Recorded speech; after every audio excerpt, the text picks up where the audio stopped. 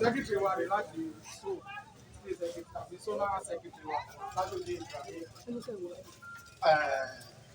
àti gbogbo àwọn èmi náà ti pè sọ̀rọ̀ orúkọ tèmi ní Báyọ̀ Adékúnlé tó jẹ́ pé àkejì alága ní SOF tó lè fi ṣe PA for state chairman France association. Àwọn ẹ̀gbọ́n mi Atapatako ni wọ́n Atapatako gbogbo wọn náà wà lọ Atapatako ẹ̀ka dìde àwọn táwọn Atapatako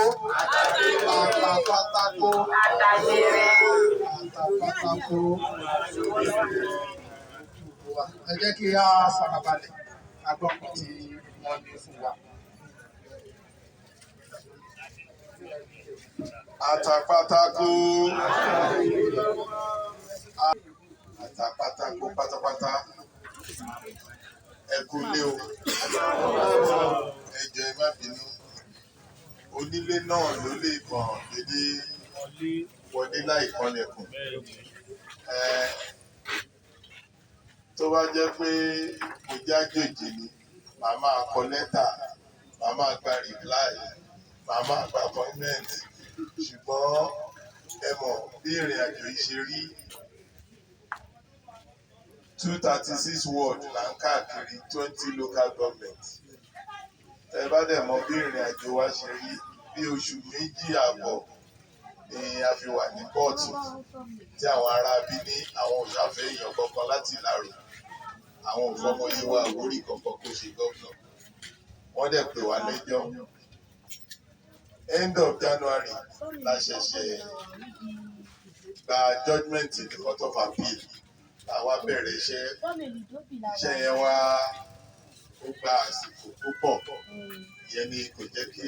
ẹ tí ò rí mi Atapatako àtàlówó lọ́wọ́. Èmi wá sọ pé dandan ni o kó tó jẹ́ pé kàmpéènì close o ó jẹ́ ìṣẹ́jú kan tàbí ìṣẹ́jú méjì o máa yọjú sí ẹ̀yìn tèmi kí n jẹ́ kẹ́ ẹ mọ bí ó ṣe ń lọ mo wá bí ọmọ ilé mi láti wá jẹ́ kẹ́ ẹ mọ bí gbogbo nǹkan ṣe ń lọ ṣe rí kò ṣókùn kò sí kankan nu wa pé Yewa-Awori ò ṣe gómìnà rí àṣírí láti 47 years tí wọ́n ti dá Ogun State sílẹ̀ o mo dẹ̀ wá rí i pé kì í ṣọ̀rọ̀ àṣẹ gómìnà nìkan rí mo ti ráwọn nátà wọn ti ẹ̀ ṣe chairman state nátà rí ọmọ Yewa-Awori ò ṣe rí ní ìmọ̀ta Atapatako bóyá ti ní state chairman àwọn ló wà bẹ́ẹ̀ àti wa là ń ṣe àìbá ń gbọ́lọ́ tóbi o wọ́n ti rántí wa níyẹn èyí tá à ń sọ ni pé ọ̀pọ̀lọpọ̀ ọgbà wọn rántí wa wọ́n máa ń fọwọ́ rọ wá sẹ́yìn bí wọ́n ṣe ṣe fún wa ní ti governorship náà nìyẹn ṣùgbọ́n kì í ṣe pé àwọn ló ní gbogbo ẹ̀bi àwa náà nínú ẹ̀bi yẹn nítorí gbogbo election tá a máa ń ṣe bíi kákórin méjì mẹ́ta sí náà ni ní 2011 èèyàn méjì ló jáde ń yé wa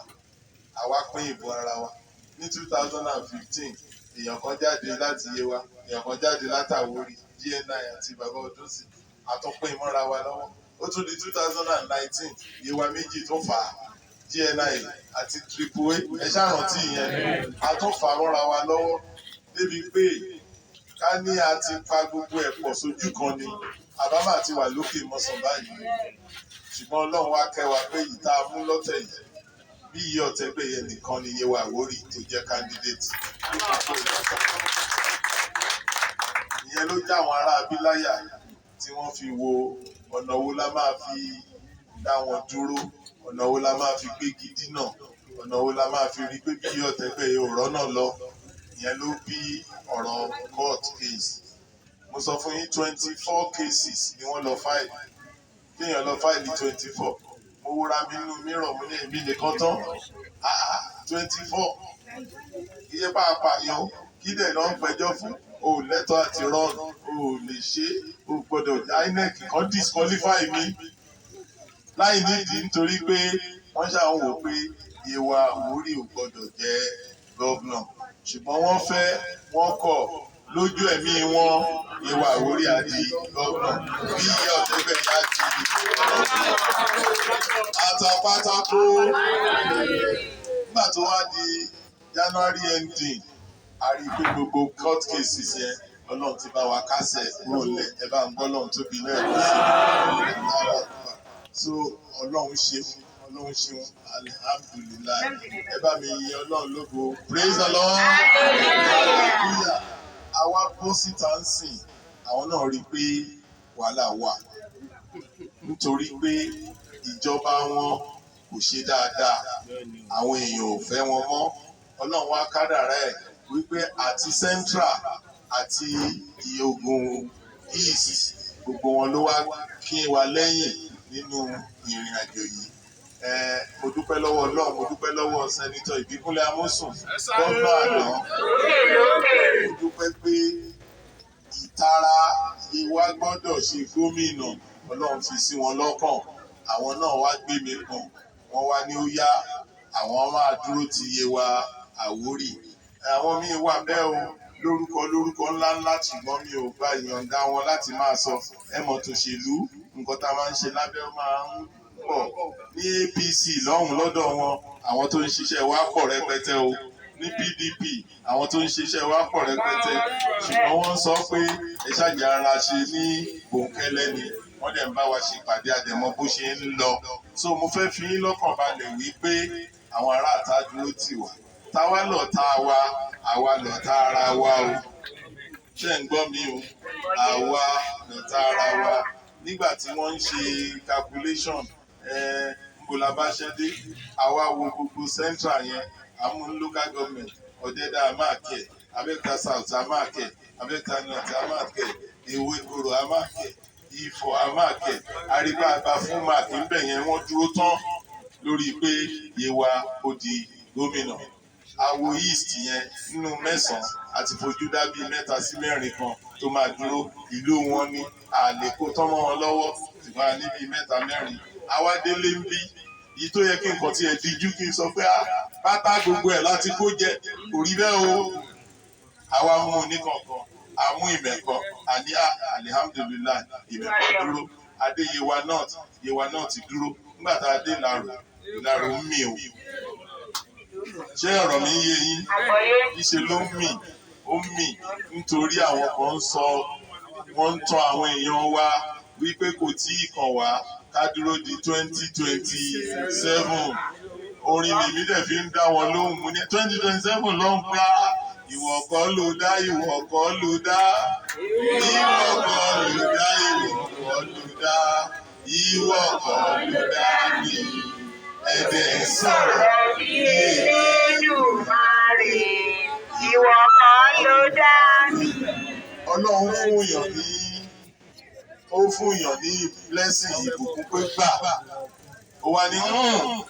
kò tí ì kàn mí ire tèmi ò ní fò mí dá o. Ọdún sẹ́kùn ló wà níbẹ̀ kó ní ire tèmi ò ní fò mí dá. Wọ́n máa ń sọ pé ìdí kan ṣe kiri kan ẹ má ti gbà ń sìn ẹ jẹ́ kó di 2027 téèyàn ọmọnì tí ò ní dọ̀la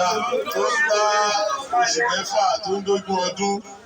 bẹ́ẹ̀ ni ọ̀rọ̀ wọn rí èmi orogún ràn wọ́n ṣùgbọ́n àdúrà lèmi ń gbà wípé lọ́tẹ̀ yìí bí Ọ̀tẹ̀gbẹ́ yà á di gómìnà. Ojú wọn báyìí ló máa ṣe o wọ́n á rí o nígbà tá a bá ń ṣe inauguration à á fún wọn ní invitation card Ọlọ́run á dẹ̀ kó sí wọn ní wá wá o ṣùgbọ́n gbogbo ẹ̀yin yìí Atapatako ẹ̀yin ò sí lára wọn o invitation ti yín special ni gbogbo adẹ̀jọba àwọn abẹ́ lágbára Ọlọ́run ṣùgbọ́n mo fẹ́ fún yín lára wọ́n máa gbé ká kò tí ì kàn wá kò mọ́gbọ́n wà ẹ̀yin náà ẹ wò ó kéèyàn kan kó jẹ́ pé ẹ̀ẹ̀kan ṣo tí a máa ní èèyàn kan ṣo rè bá a dùn mọ́ra wa lọ́wọ́ o káwọn kan wá ní kò tí ì kàn wá ìgbà ló fẹ́ kàn wá ṣégbà tá a máa pé 6 7 8 ìgbà yẹn ni ó máa kàn wá ní ẹ wá rí i wípé àwọn tó ń ṣe nǹkan yẹn wọ́n ní ètò kan mo rò pé èmi ń yọgbọ́n ni wọ́n ló ń gbé sábẹ́ aṣọ pé bóyá èèyàn kan o tó máa dúró dìgbà yẹn o tó bá dẹ̀ dìgbà yẹn lolúwẹ̀ máa gbórí jáde pé òun fẹ́ ṣe gómìnà o èmi ò mọ̀ ń pa yẹn o ṣùgbọ́n wọ́n ní ìgbà yìí tó ń ṣe tìyẹ kó máa dúpẹ́ tọ́lọ́run bá ti yọ̀ǹda ìbùkún fún èèyàn kan tó tún wá ń wá bẹ́kùnbẹ́kùn ẹ̀tẹ́ ló máa gbẹ̀yìn ẹ̀ o èèyàn kan mú nǹkan kan sọ́wọ́ ó wá ní èmi pé eléyìí o ṣùgbọ́n èyí tí wọ́n fẹ́ gbà yẹn mi ì ní jẹ́ kó o gbà á nítorí mo fẹ́ wá mú ní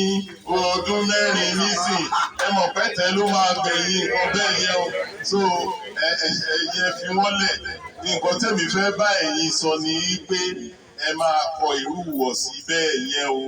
èmi ò sọ̀rọ̀ èèyàn kan ó jẹ́ tiwa kò jẹ́ tiwa yẹn kọ́ lèmi bá yín sọ ṣùgbọ́n mi ń sọ fún yín wípé àwa yìí amọ̀ra wa o tá a bá wora wa lójú báyìí wá náà mọ tẹ̀sídìwọ̀ èmi kẹ̀ ẹ mọ̀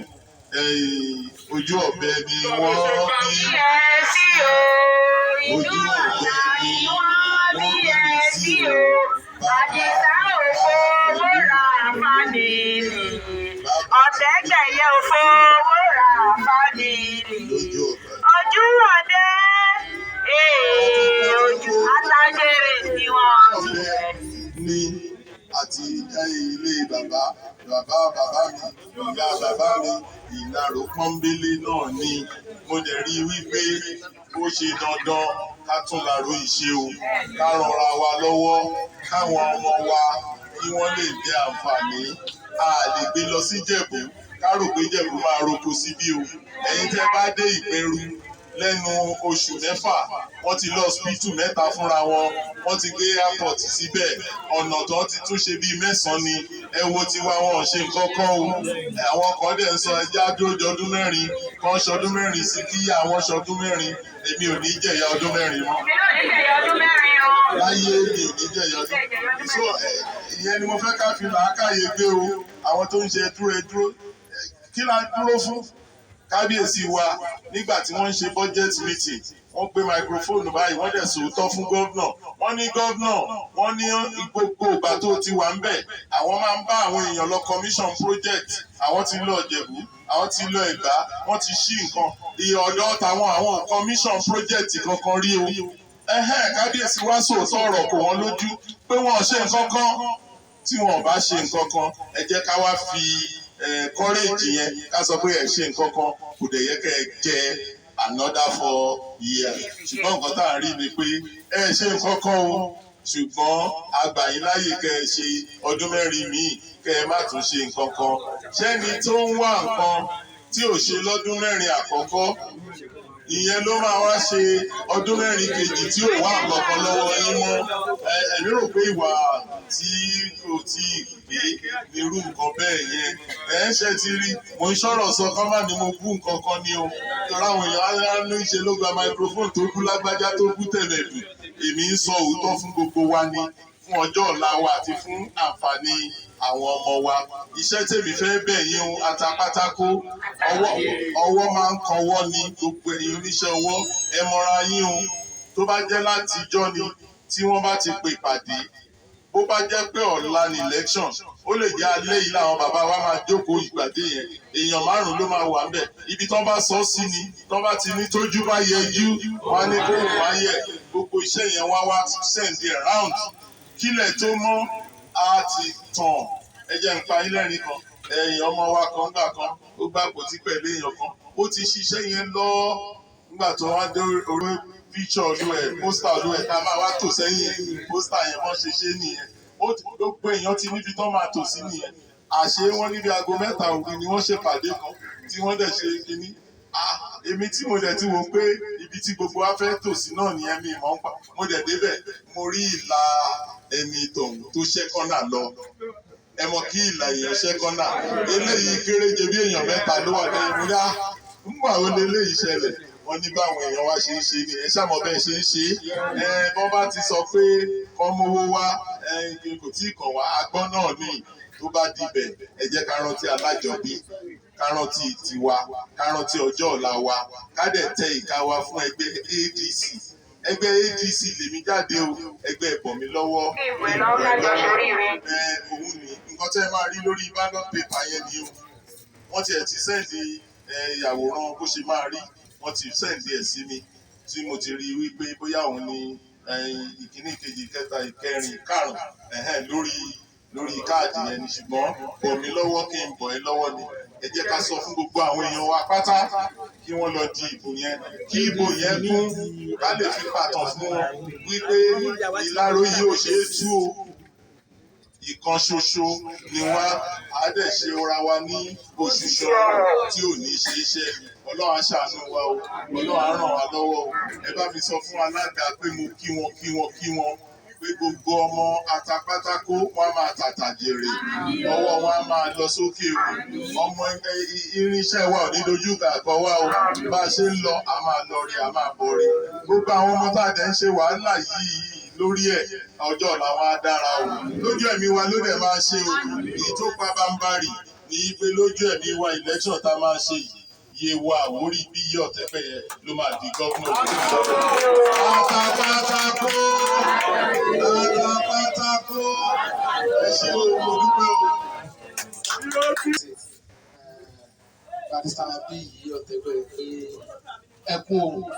agbára Ọlọ́run ẹ ti bẹ̀rẹ̀ dáadáa, ẹ̀kúnlẹ̀ dáadáa agbára Ọlọ́run àdéhùn adélẹ̀ nílé agbára ìlú àṣẹ ọ̀rọ̀ àdéhùn akin káwọn bá dá yín dúró pẹ́ máa fún gbàkejì alága Atapatako mo kí His Excellency nítorí agbára Ọlọ́run èyí ní gómìnà wa. A máa ń sọ̀rọ̀ kan pé kò tí kàn wá kò tí kàn wá, mo máa ń sọ fún ọ pé nǹkan tí wọ́n kì í nǹkan táwọn bá ń pè láti 1947 àníbóyá ti ṣe 6 so táwọn bá ń pè ní àníbóyá iye wa ti ṣe bí ẹ̀ẹ̀mejì àmẹ́ta ní kò tí kàn wá because èmi ọmọ Ìgbò ni mi bẹ̀tí mi sọ máa dé. Ìgbò kwenu? Wẹ́sẹ̀ àná? Inú ìlú Nàìjíríà wà máa sáré. Orí inú ìlú tó bí mi sí ni mo wà yìí. So wípé mo dẹ̀ kọ́kọ́ dàgbà, mo fẹ́ kọ́ dágbé inú ilé ọ̀tẹ́gbẹ̀ ni mo kọ́ gbé lọ́nà ọ̀tún. Tí wàá ṣeun. So lágbára Ọlọ́run àwọn Atapatako a máa dìbò wá fún mi. Because mo mọ̀ pé mo máa sọ fún àwọn pé ìjọ tí ọmọ Yewa àgbọ̀mọ̀lá ò bá ṣe gọ́vnà, wèrè tó wà ń la máa mọ̀ pé ọmọ ọ̀dàbọ̀ wà gọ́vnà. Because wọ́n fún wa ní sẹ́nétọ̀, wọ́n fún wa ní rep. Sẹ́nétọ̀ mẹ́ta tó wà lókun state ò tí tó gọ́vnà. Bẹ́ẹ̀ni, thank you. Ká dẹ̀ wo àwọn tó ti ń ṣe bọ̀, ká bá ń wo àwọn tó ti ṣe gọ́vnà, máa mọ̀ pé ìyàtọ̀ wà. Níbi tí mo ti wá ní Anambra State, Anambra local government, former governor Peter Obi, ìlú kan náà láti jẹ wá. Victor Ume, former national chairman Africa, ilé bàbá mi sílé wọn kò tóbi sí àwọn gbòógèdì. Mo mọ bí development yẹn ṣe wà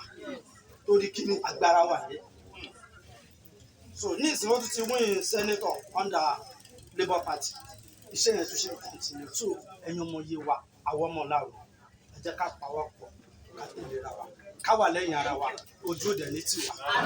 Lágbára Ọlọ́run, lágbára Ọlọ́run. Lágbára Ọlọ́run tó máa fi di ọjọ́ Sunday nínú ìgbà.